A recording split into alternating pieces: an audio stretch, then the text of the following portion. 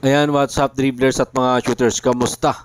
Kamusta po kayo? Ito ang sinabi ni RJ Abarientos sa kanyang iniidolo na si Terence Romeo matapos manalo ng Barangay Ginebra San Miguel, at Scottie Thompson nagbigay ng babala sa Barangay Ginebra San Miguel na wag munang mag-celebrate laban sa San Miguel.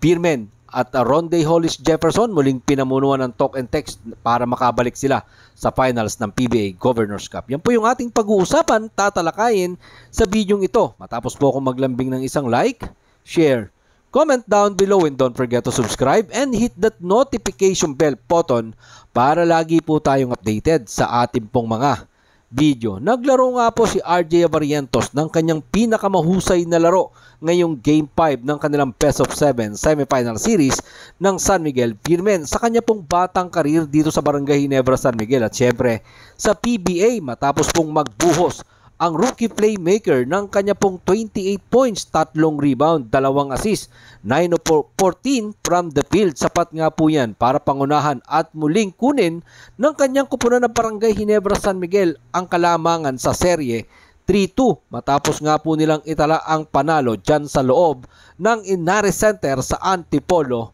City, 121-92.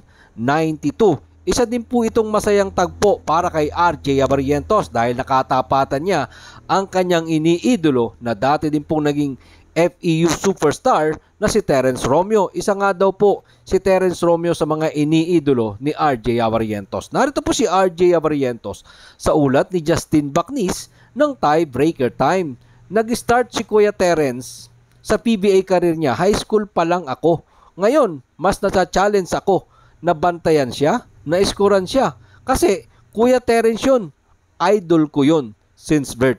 Iba, grabe yung respeto ng isang RJ Abarientos sa Terence Romeo. Sa nasabi nga pong laban ng dalawang former FEU superstar, nagtala lang po itong si Terence Romeo ng 2 points sa kanyang 7 attempts sa loob po ng 14 na minutong paglalaro.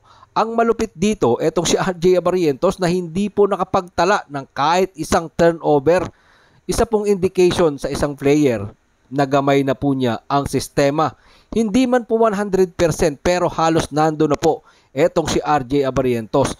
Eto nga po ang sinasabi pa ni RJ Abarientos sa ulat pa din ni Justin Bacnis ng tiebreaker time. Wala naman akong masyadong iniisip ngayon. I just stuck to the system. Sabi nga ni Coach Tim Cone kanina, hindi ko pinipilit yung mga shot ko. I'm just going to the flow sa offense and defense. Ganda ng inilaro kasi nung bata, mga shooters, no? Ng isang RJ Abarientos. Parang hindi nga siya rookie. Ang ganda talaga ng kanya naging performance. Ito pong si Abarientos, nakapokus siya sa kung ano ang pinapagawa sa kanya ng kanyang mga coaches. Narito naman po ang sinabi ni Coach Tim Cone sa kanya pong number 3 first round pick na si RJ Abarientos. Sa ulat naman po yan ni Jer Ramos ng Spin.ph. Siya ang starter namin coming off the bench. At si Scottie Thompson, ginawa niya ang mahusay na trabaho at nagpanatili sa amin sa laro ng maaga. Kaya medyo maayos namin ang aming sarili.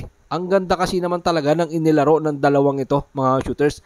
RJ Abarientos na nagtapos po siya ng mayroong 28 points. Ito naman pong si Scottie Thompson, mayroon po siyang 22 points.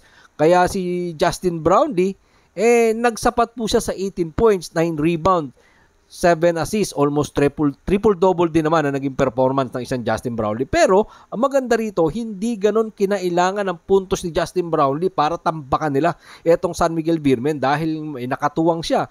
Nandyan yung 28 points ni RJ, yung 22 points netong si Scottie Thompson at si Japet Aguilar. Nakakatuwang din po dyan at nag-ambag ng kanyang 15 points. Si Maverick Ahamnisi, meron din pong 13 points. At ang maganda dito, 6 na turnover lamang ang naitala ng Barangay Ginebra San Miguel sa buong laro. At ito po ang pinakamababa sa kasaysayan ng kanilang franchise at sa playoff ng PBA.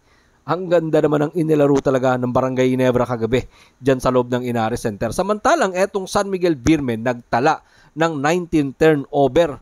At mataas din po ang kanilang naging shooting percentage nitong Barangay Ginebra San Miguel dahil mayroon po silang 54% habang ang San Miguel Piermen naman ay meron lamang 44% Ngayon nga pong Sunday ay pwede nang tapusin ng Barangay Ginebra San Miguel ang kanilang serye.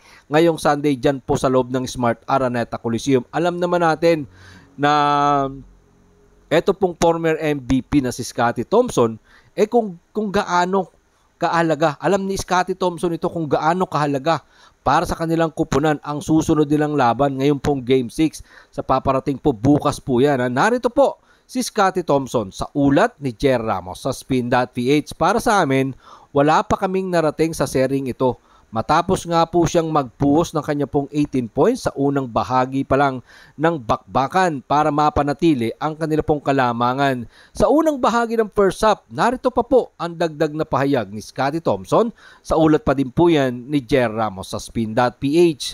Alam nating lahat na magiging handa sila sa Game 6. Alam namin sobrang hirap kasi San Miguel ay isang pinakamahirap na kupunan. Alam ni Scottie Thompson na hindi madaling kalaban ng San Miguel Beermen lalo't ganitong playoff.